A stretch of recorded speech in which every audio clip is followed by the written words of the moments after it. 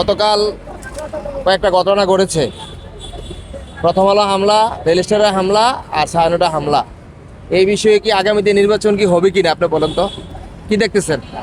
আরে ভাই, আপনি যেটা কইতাছেন এইগুলা আপনার 17 বছর ইউজ করে বাংলার মাটিতে, যে এই বাংলাদেশটাকে অনেক মানুষে এই বাংলাদেশটা শান্তিতা হোক, বাংলাদেশটা সুন্দরতা হোক, বাংলাদেশের জনগণ শান্তিতা হোক, বাংলাদেশের জনগণ নিরাপত্তা হোক, বাংলার শ্রমিকরা নিরাপত্তা হোক, বাংলাদেশের স্কুল ছাত্রীরা নিরাপত্তা হোক, কৃষকরা নিরাপত্তা হোক, গার্মেন্টস শ্রমিকরা নিরাপত্তা হোক, যারা মধ্যস্থ তারা নিরাপত্তা হোক, বড় লোকরা নিরাপত্তা হোক।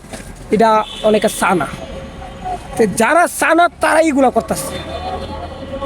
তারা চাইতেছে যে এই বাংলাদেশ হেরা কসম কাটছে, হেরা নিজেরা কসম কাটছে যে বাংলাদেশ কেমন শান্তিতে হেরা থাকতে দিবে না, বাংলাদেশের মানুষ অশান্তি দেখবে, বাংলাদেশকে কেমন শান্তি দে, যদি হেরা শান্তি থাকতে তা হেরার কাছে আগুন জ্বলে। তাই হেরা শপথ নিছে এই বাংলাদেশকে শান্তি দিবে না, বাংলাদেশের মানুষকে শান্তি দিবে না, বাংলাদেশের মানুষকে কেমনে পরিবার নিয়ে ঘুমা এটাও দিবে না, বাংলাদেশের মানুষ কেমনে খাবার খায় এটাও দিবে না।